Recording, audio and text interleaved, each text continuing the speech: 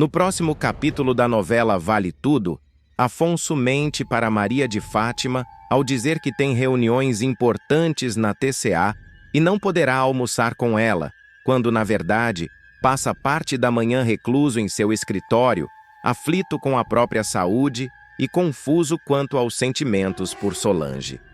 Ele evita qualquer tipo de contato, inclusive quando a moça aparece de surpresa na empresa para devolver um colar que ele havia lhe dado tempos atrás. Solange, visivelmente abalada, é recebida apenas por uma secretária, que, sem jeito, repassa o recado de que Afonso está ocupado. A jovem desce o elevador com os olhos marejados e procura Sardinha para desabafar, confessando que, apesar de tudo, ainda gosta de Afonso e não consegue esquecê-lo. Antes de continuar, clique no botão de gostei, se inscreva no canal e comente de qual cidade você assiste a novela. Enquanto isso, Odete Roitman se movimenta nos bastidores para sabotar a Paladar. Ela convoca Mário Sérgio para uma reunião sigilosa e ordena que ele treine Walter para a entrevista de emprego na empresa de Raquel. Se queremos infiltrar alguém lá dentro, é preciso prepará-lo com precisão. A Paladar está mais forte do que nunca, sentencia a empresária, que também pede a Luciano que continue espionando Ivan e traga provas de que ele está envolvido em alguma irregularidade. Luciano, porém, começa a se sentir sufocado com as mentiras. Ele decide sair do apartamento de Ivan e contar a verdade sobre o suborno que recebeu de Odete para vigiá-lo. Ivan, surpreso, não o repreende. Em vez disso, orienta o amigo a fingir que ainda está do lado de Odete para que possam virar o jogo contra ela no momento certo. Ao saber que Walter foi contratado pela Paladar, Odete não esconde a satisfação. É o começo da queda de Raquel Acioli, diz, confiante. Enquanto isso, Maria de Fátima, cada vez mais obcecada por poder, começa a planejar uma gravidez para prender Afonso de vez. A fase autodestrutiva de Heleninha terá um ponto de virada impactante. Após meses entregando-se ao álcool, mergulhada em discussões familiares e crises existenciais, a filha de Odete passará por um dos momentos mais duros de sua trajetória. Será confrontada de forma implacável por sua terapeuta, Ana, que decidirá encerrar o tratamento por falta de comprometimento da paciente. Nos capítulos anteriores, Heleninha já vinha acumulando vexames. Em uma festa da elite carioca, ela chegou cambaleando, trocando palavras e derrubando uma taça de champanhe sobre uma das convidadas. No dia seguinte, mal conseguia se lembrar do que fizera. Esse padrão se repetia em casa, nas reuniões da empresa da família e até nas sessões de terapia. Mesmo quando Ana tentava conduzi-la por caminhos de autoconhecimento, Heleninha se esquivava, zombava das tarefas, questionava o processo. Ao chegar ao consultório mais uma vez atrasada, com os olhos avermelhados e o humor oscilando entre o sarcasmo e o desânimo, Heleninha será cobrada por não ter preenchido o caderno terapêutico, onde deveria registrar seus desejos compulsivos, reflexões diárias e gatilhos emocionais. A psiquiatra, séria, interromperá o fluxo da sessão. Você está gastando o seu dinheiro e eu estou gastando o meu tempo. É melhor você procurar outra pessoa para se consultar, dirá com frieza e firmeza. O impacto será imediato.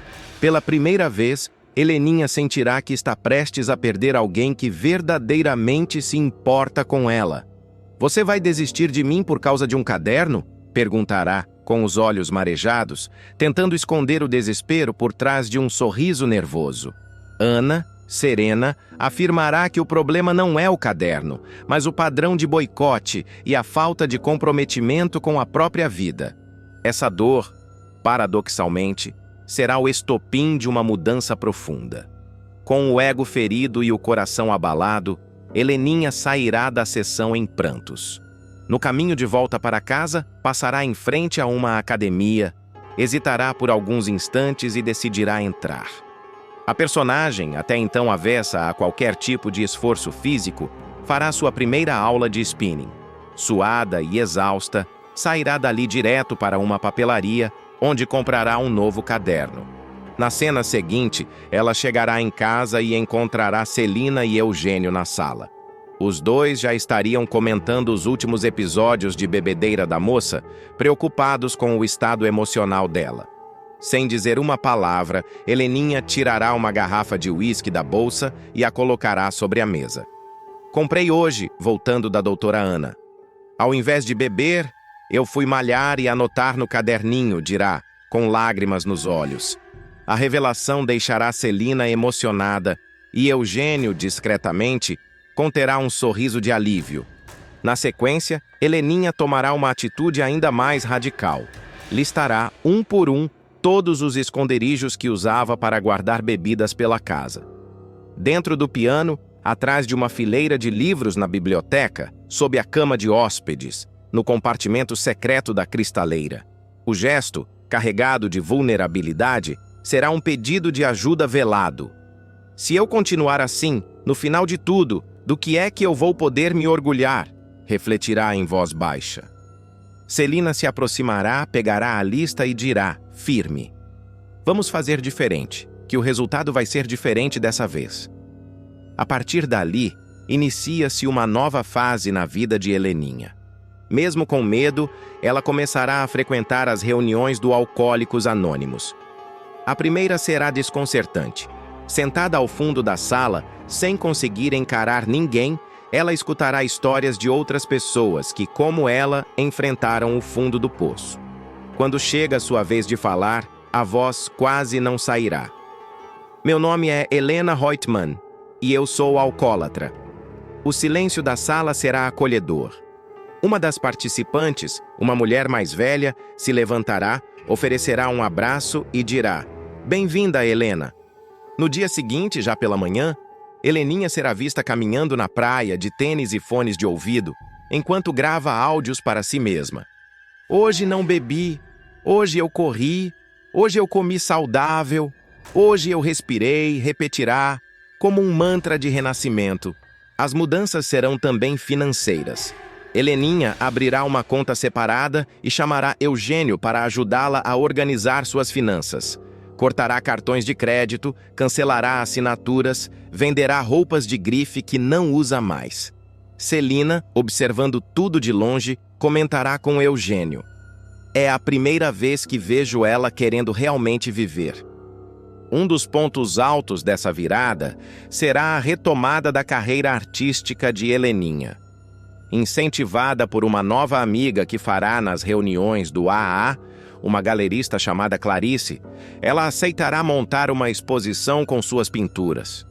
Eu pinto desde criança, mas nunca levei a sério, confessará ao mostrar os quadros guardados no porão.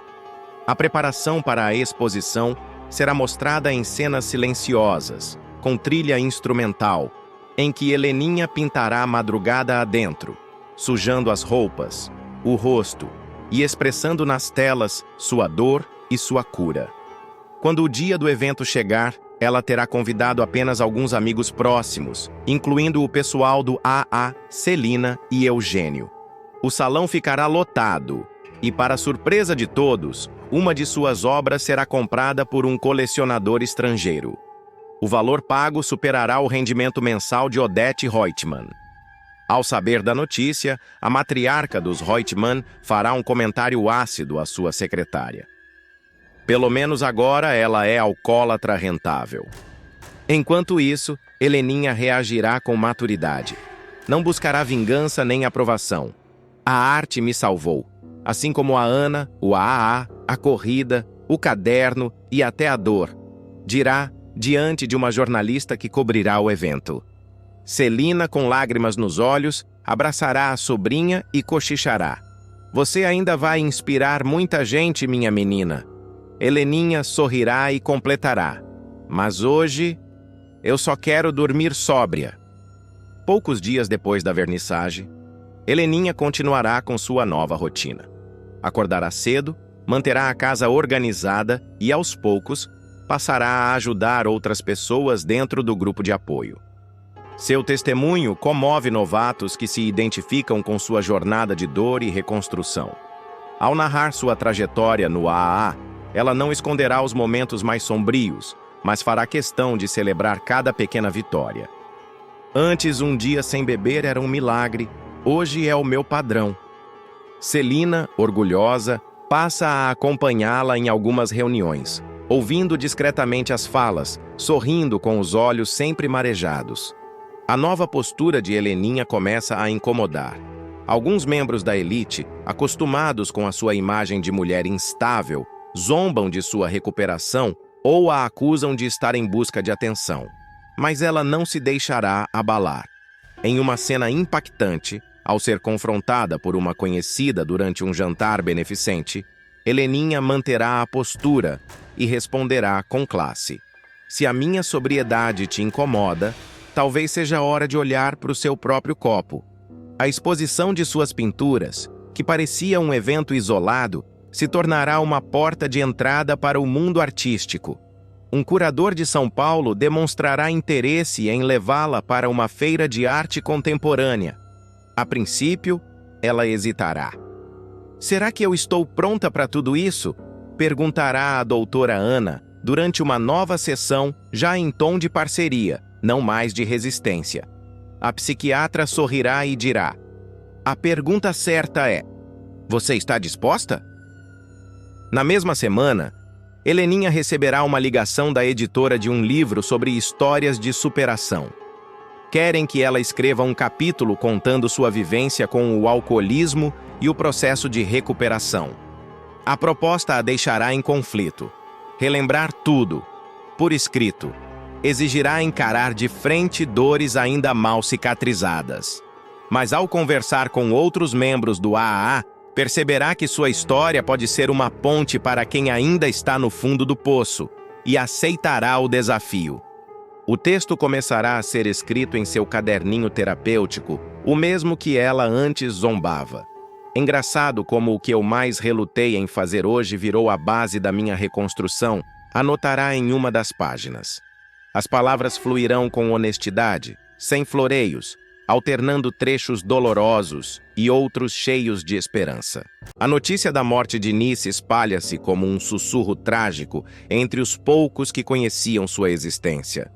A mulher que dedicou os últimos 13 anos de sua vida ao cuidado silencioso e absoluto de Leonardo, o filho oculto de Odete Reutemann, parte sem honra nem reconhecimento.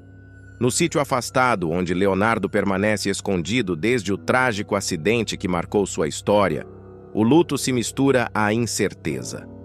É Ana Clara quem encontra o corpo da avó. O choro é silencioso, a dor contida.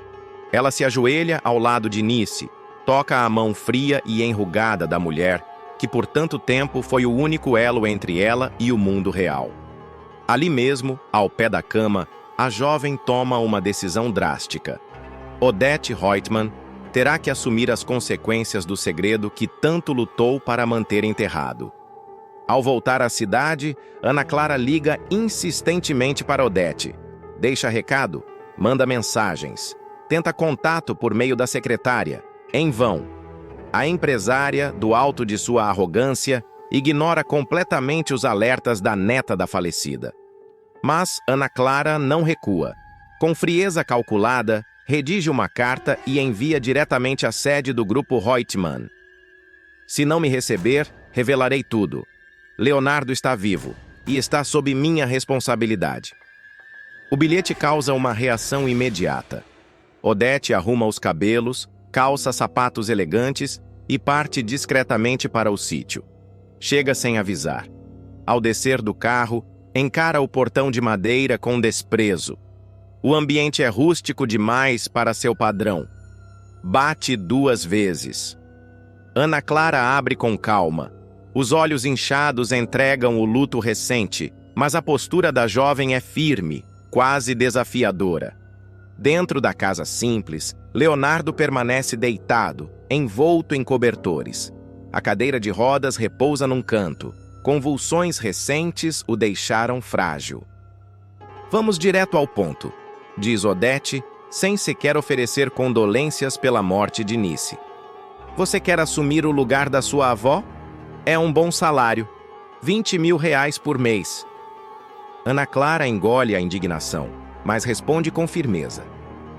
Minha avó passou 13 anos trancada nesse lugar, vivendo como prisioneira longe de tudo. Morreu pobre, do mesmo jeito que nasceu. Não era isso que ela merecia. Odete revira os olhos, impaciente. Isso é drama barato. Ela teve o que aceitou. Não, dona Odete, rebate Ana Clara com a voz embargada. Ela teve o que a senhora impôs. A jovem não se intimida com o olhar de desprezo da bilionária. E eu não sou minha avó. Eu tenho exigências. Você está se achando valiosa demais, retruca a empresária, ríspida. Mas vamos lá. Quanto você quer? Ana Clara não hesita. 60 mil por mês, plano de saúde integral, um carro e liberdade para continuar os estudos quando for possível. A proposta parece absurda, mas Odete apenas ergue a sobrancelha. Aceito, mas tenho as minhas condições. Levanta-se, caminha até a cadeira de rodas e a encara como se fosse um inseto. Esse espetáculo de rodinhas vai ter que acabar. É degradante. A partir de agora, ele só sai desse quarto quando estiver apresentável. Ana Clara, revoltada, tenta interromper. Ele é um ser humano, precisa de dignidade. Mas Odete continua. Leonardo morreu naquele acidente, Ana Clara. O que restou foi um problema que precisa ser administrado. Isso aqui é controle de danos. A jovem, pasma, tenta compreender o desprezo que escorre das palavras da mulher. A senhora não sente nada por ele? Pergunta incrédula. Odete solta uma risada curta e seca. Eu amava o meu filho. Ele era o meu preferido. Mas aquele menino morreu. Agora o que tenho é um fardo. Ela se aproxima de Ana Clara e fala em tom confidencial. Se você souber conduzir isso com inteligência, pode garantir seu futuro. Juntar em alguns anos o que levaria 2 vidas para conseguir como médica. Ana Clara sente a garganta fechar. A frieza da mulher à sua frente a faz questionar se está lidando com um ser humano. Mas mantém a expressão neutra. Então temos um acordo? Pergunta. Odete responde com um aceno seco. Temos, mas nunca, jamais, mencione que ele está vivo. Nem para Heleninha. Nesse momento, o nome da irmã de Leonardo desperta algo em Ana Clara. Heleninha tem o direito de saber. Ela vive atormentada, se culpando pela morte dele. A fala faz Odete perder a paciência. E é exatamente isso que a mantém sob controle. Se você interferir nisso, o seu salário evapora. As palavras são um golpe. Ana Clara sente-se enredada em uma teia de chantagem emocional e financeira. Ela está consciente do risco, mas também sabe que é a única chance de proteger Leonardo e honrar a memória de sua avó. Nos dias seguintes, Ana Clara assume oficialmente os cuidados de Leonardo. Ela prepara remédios, alimenta o rapaz com carinho, acompanha as crises, administra o ambiente com zelo. Mas o peso do segredo a corrói. Em uma madrugada silenciosa, ela escreve em seu diário: o que é mais cruel? O silêncio ou a mentira? Será que proteger um inocente justifica pactuar com a mulher que o condenou à invisibilidade? Enquanto isso, Heleninha segue em sessões de terapia. O trauma do acidente a consome. Eu matei meu irmão, repete para a terapeuta. O público, agora ciente da verdade, se vê angustiado com a possibilidade de um reencontro que não vem e de um perdão que talvez nunca aconteça. Na mansão Reutemann, Odete observa de longe o desenrolar do plano. Suas atenções estão voltadas para o controle absoluto da TCA, mas nos momentos mais íntimos, ela recorda brevemente do filho. Não com dor, mas com uma espécie de cálculo frio. Ele era brilhante, diz a si mesma, ao folhear um antigo álbum de fotos. Mas fracos não têm vez neste mundo. Na sede da empresa, Odete intensifica o controle de danos. Determina que arquivos antigos sejam revisados, gravações de segurança apagadas, registros médicos destruídos. Mas quanto mais tenta silenciar o passado, mais ele parece gritar nas sombras. E Ana Clara, agora dividida entre a gratidão à avó, O amor por Leonardo e o medo de Odete sente que a verdade está prestes a explodir e que talvez seja ela a única capaz de decidir quando e como isso acontecerá. O tempo passa, mas a tensão se acumula como uma tempestade prestes a romper. Ana Clara, agora cada vez mais envolvida com Leonardo, passa a desenvolver um afeto verdadeiro pelo rapaz. Ele, mesmo debilitado, expressa ternura e confiança por ela. No entanto, a jovem sente o peso da mentira se tornar insuportável. Em uma conversa com o médico particular que atende Leonardo, um profissional contratado por Odete com cláusulas de sigilo, Ana Clara questiona o que realmente seria melhor para o rapaz. Continuar confinado sob ordens de uma mãe que sente nojo dele ou ser finalmente libertado, ainda que isso signifique um escândalo público. Odete percebe que o controle da situação escapa por entre seus dedos. Recebe relatórios da segurança sobre movimentações estranhas no sítio, visitas de pessoas que não constam na lista autorizada, ligações rastreadas, possíveis vazamentos. Será que Ana Clara está me traindo? Pergunta a si mesma diante do espelho. Numa noite chuvosa, Odete aparece de surpresa no sítio. Entra sem bater. Encontra Leonardo acordado, com a cabeça erguida. Odete paralisa. Por segundos, o silêncio é absoluto. Ana Clara presencia a cena e sente a raiva crescer por dentro, mas permanece em silêncio, observando. Ela sabe que algo está prestes a acontecer, e está. Nos dias seguintes, a situação escapa completamente do controle. Um funcionário da antiga clínica onde Leonardo foi internado anos atrás, subornado para forjar laudos que alegavam morte cerebral, entra em contato com a imprensa. Ele tem cópias, tem provas e quer negociar. A informação chega à redação de um grande jornal. Uma jornalista investigativa, determinada e sem medo de nomes poderosos, começa a seguir o fio da meada. Seu primeiro contato? Uma mensagem anônima deixada na caixa de correio do sítio. Sabemos que ele está vivo. Queremos conversar. Ana Clara entra em pânico. Mostra a carta a Odete que surta. Você está me ferrando, sua idiota. Eu devia ter deixado vocês dois morrerem juntos. É a gota d'água. Ana Clara explode. É isso que a senhora pensa do próprio filho? Então talvez ele precise saber a verdade. E o mundo também. Odete empalidece. A guerra está declarada. Uma guerra de silêncio contra a verdade, de manipulação contra a justiça, de império contra a humanidade. E enquanto o relógio corre, o país inteiro pode estar prestes a descobrir que Leonardo Reutemann nunca morreu e que sua mãe é capaz de qualquer coisa para manter isso enterrado. César vai realmente mexer com a cabeça de Odete Reutemann. A megera descobrirá que Maria de Fátima pretende levar o ex-amante à justiça para obrigá-lo a pagar a pensão do filho que espera dele.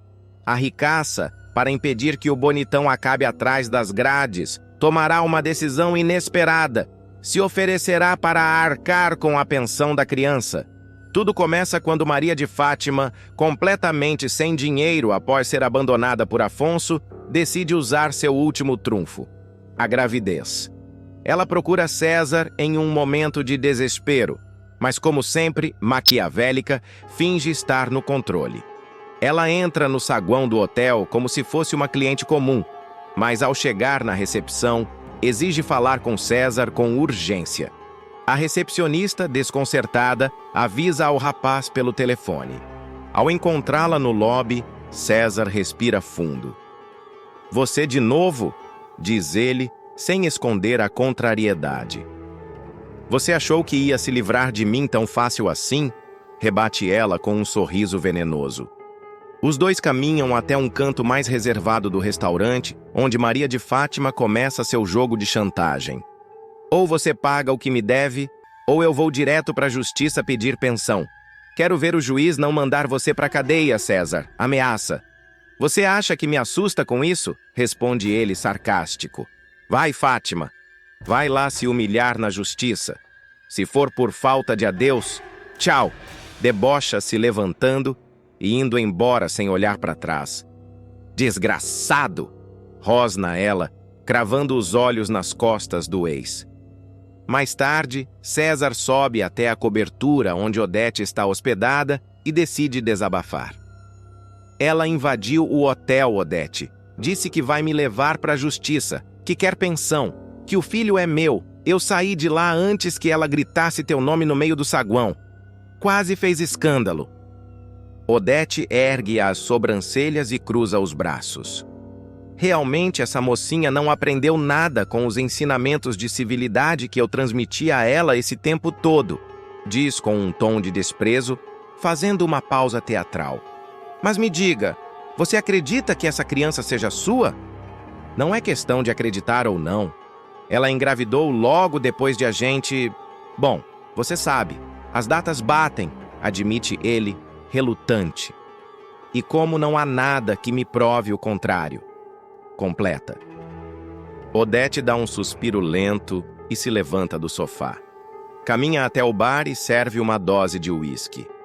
Quer dizer então que agora você é um pai em potencial? Olha só onde suas escapadinhas com a plebe te levaram, César. Não exagera, responde ele tentando manter a pose. Eu mal tive tempo de piscar. Quando percebi, a Fátima já estava me fazendo ameaças. Odete então surpreende o amante com uma proposta inusitada. Talvez seja melhor resolver isso de forma prática. Eu já pago tanta coisa. Acho que uma pensão a mais não vai ser problema. E você não precisa colocar essa criança no colo. É só pagar o que for preciso e pronto. César arregala os olhos, atônito. Você tá falando sério? Questiona. Odete vira o copo de uísque e responde sem hesitação. Mais do que nunca. Você não tem bens em seu nome, não tem uma fonte de renda fixa. Se algum juiz for colocar na ponta do lápis a sua situação, é bem capaz de a Fátima sair de lá com uma mixaria. E se quiser evitar um escândalo, melhor pagar logo esse troco e calar a boca da biscate. Será mesmo? Ainda vacila César, com receio de que aquilo possa complicar ainda mais sua vida. Mas Odete é incisiva. A Fátima tá achando o quê? Que vai receber um bilhete premiado? Vai sonhando. César então se aproxima dela e joga charme. Até porque esse bilhete premiado aqui, diz apontando para si mesmo, já tem dona. Ele segura Odete pela cintura e a beija, selando o pacto com a megera. No entanto, Maria de Fátima não desistirá tão fácil. Ao perceber que sua ameaça não surtiu o efeito desejado, ela procurará saber como funciona o processo de pensão alimentícia. Fátima está decidida. Se ele pensa que vai se livrar de mim, tá muito enganado. Ele vai me pagar nem que seja à força. Enquanto isso, Odete já inicia os trâmites silenciosos para que o pagamento seja feito através de um intermediário. Ela conversa com seu assessor jurídico de confiança. Quero que esse pagamento saia de uma conta que não possa ser rastreada até mim. Não quero meu nome em papel nenhum. A trama se intensifica quando Fátima recebe o primeiro pagamento. Ela estranha o valor, muito inferior ao que esperava, e volta a procurar César. Você acha que isso aqui paga fralda? Isso aqui não paga nem o táxi que eu gastei para vir aqui, grita mostrando o envelope com as notas. César, impassível, sorri. Quer reclamar? Vai reclamar com o juiz. Eu tô pagando, dentro da minha condição. Você que prove que eu posso pagar mais. Desgraçado! Ela rosna mais uma vez, e desta vez quebra um copo na parede antes de sair. Odete, observando tudo de longe por meio de seus contatos, apenas ri com escárnio. Ela esperava o quê? Que eu criasse o filho dela com mordomo e babá? Que ingênua! Mas o jogo de poder entre as duas está apenas começando. Maria de Fátima, com sede de vingança, começa a arquitetar um plano para descobrir quem está por trás dos pagamentos, e mais ainda, como pode virar o jogo a seu favor. Odete, por outro lado, começa a se irritar com a frequência com que o nome da jovem volta a rondar sua vida, mesmo após tê-la expulsado de seu círculo. Enquanto isso, César vive um impasse. Embora aliviado por não ser processado, começa a se incomodar com a sensação de ser bancado por Odete em todos os aspectos, inclusive na paternidade que tentou negar. Ao mesmo tempo, ele se vê envolvido com outra mulher do círculo de Odete, o que pode criar novos problemas e ressentimentos. Mas se Odete achava que conseguiria resolver a questão apenas com dinheiro, ela logo perceberá que subestimou a sede de poder de Maria de Fátima. A jovem, ainda revoltada com o valor recebido, começa a desconfiar que há alguém por trás dos pagamentos. O César não tem um centavo. De onde veio esse dinheiro? Isso tá com cheiro de gente rica se metendo, dirá com os olhos brilhando de raiva e ambição. Determinada a descobrir a origem da pensão, Fátima começa a investigar discretamente. Ela insiste em visitar César com mais frequência, usa desculpas para conversar com os funcionários do hotel, vasculha os arredores em busca de informações e até tenta subornar um dos porteiros. Odete começa a perder a paciência com o assunto. Em conversa com César, ela explode. Você não consegue se livrar dessa garota nem com dinheiro. Isso está se tornando um incômodo, César. E você sabe o que eu faço com incômodos. César tenta amenizar a situação, mas a tensão entre os dois cresce. Odete começa a questionar se o relacionamento ainda vale a pena. Você virou um fardo, um amante endividado, com filho de aventureira, dependente de mim até para pagar a fralda da criança. Me diga, César, o que exatamente você tem a me oferecer agora? Ele, ferido no ego, rebate. Eu nunca fui seu empregado, Odete. E se quiser me chutar, é só falar. Mas cuidado, porque se eu cair, levo muita gente junto. A frase deixa Odete em alerta. Ela sabe que César conhece segredos demais. Ela recua por enquanto, mas decide se proteger. Enquanto isso, Maria de Fátima arquiteta seu contra-ataque. Certa de que a pensão que recebe está sendo usada como controle psicológico, ela decide usar a criança como moeda de barganha. Marca uma nova conversa com César e desta vez muda de tática. Aparece emocionada, abatida e com um ultrassom nas mãos. Eu não vim brigar. Eu só queria te mostrar isso. É o nosso filho. Ele já está aqui, diz com voz embargada. César, tocado, ou fingindo estar, pega o exame e o encara por alguns segundos. Você está jogando baixo, Fátima, murmura. Eu aprendi com os melhores. Ela devolve, com um meio sorriso. A jogada surte efeito. César, confuso, começa a considerar se deve ou não fazer parte da vida da criança, mesmo que por conveniência. Você quer que eu esteja presente? Então vamos conversar sobre isso. Mas com uma condição. Você nunca mais vai até a Odete. Você tá com medo dela ou de mim? Rebate Fátima num tom provocador. Dos dois, admite ele, já sentindo que está encurralado entre duas forças imprevisíveis. Solange desmascara Fátima antes de Noite Quente com Afonso. A noite que prometia ser apenas mais um evento social da alta sociedade se transformará em um verdadeiro vendaval de emoções, revelações e decisões que mudarão o rumo da vida de Solange. Em meio a risos, danças, taças de espumante e vestidos glamorosos, a diretora da Tomorrow, elegante em um vestido preto de seda com fenda generosa, vai perceber que os olhares trocados entre César e Fátima escondem muito mais do que aparentam. Ela sente, antes de tudo, uma intuição feminina certeira, e o desconforto em seu semblante será visível a cada troca de olhar entre os amantes camuflados. Na pista de dança, o ambiente é vibrante. A iluminação muda a cada batida da música, refletindo nos corpos que se movem embalados pelo som. Solange, de taça na mão, observa o ambiente com atenção, até que seu olhar se fixa em Fátima. A jovem está ao lado de Afonso, com um sorriso calculado, mas seus olhos frequentemente escapam em direção a César. Em outro canto da pista, Sardinha, animado, tenta cortejar uma modelo. É com ele que Solange decide compartilhar sua desconfiança. Fica olhando aqueles dois, Sardinha, César e Fátima. Você não acha estranho? Ela tá com Afonso, mas o corpo dela tá todo virado pro César. É como se estivessem se comunicando em código. Eu tenho certeza que eles nunca se separaram de verdade, dispara Solange, com o olhar atento como o de uma águia prestes a mergulhar na presa. Sardinha tenta relativizar, mas o clima entre Fátima e César se torna cada vez mais evidente até para os menos atentos. A tensão cresce quando César, aproveitando uma brecha, desaparece da pista e segue em direção ao banheiro. Solange, desconfiada, continua a observar Fátima, que minutos depois inventa uma desculpa para Afonso. Algo banal como uma ida ao toalete. E também se retira discretamente, indo atrás do ex-amante.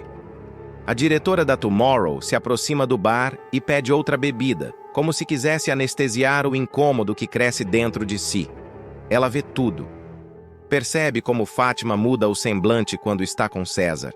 A espontaneidade dela, que nunca aparece ao lado de Afonso, ressurge quando está diante do bonitão. Nos bastidores da festa, no corredor que leva aos banheiros, Fátima encontra César. A troca de palavras é curta, mas intensa. Você estava me provocando o tempo todo, não é? Diz ela, segurando o braço dele com força. César sorri de canto, provocador. Você adora isso, responde. Ela encosta na parede, o puxa pelo colarinho e o beijo acontece, ardente, impulsivo, como se precisassem de um ao outro para respirar. A cena não dura muito, mas diz tudo. Enquanto isso, Afonso continua na festa, rindo alto com amigos, visivelmente embriagado. O charme descompromissado, o jeito doce, o riso solto, tudo isso atrai olhares. Solange o observa de longe. A raiva que sente de Fátima aos poucos se mistura a uma nostalgia difícil de controlar. Ela pensa nos momentos que viveu com Afonso, nos planos, nas noites em claro, nas frustrações e na paixão que ainda pulsa, mesmo que ela insista em enterrar. A festa começa a esvaziar. Fátima retorna, recomposta, como se nada tivesse acontecido, mas Solange a encara. Você deveria se controlar mais, querida. As câmeras aqui não dormem. Solta, seca, antes de virar as costas. Fátima sente o golpe.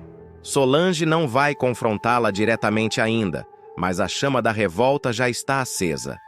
Afonso, cambaleante, tenta se manter de pé ao lado de um amigo, mas quase cai.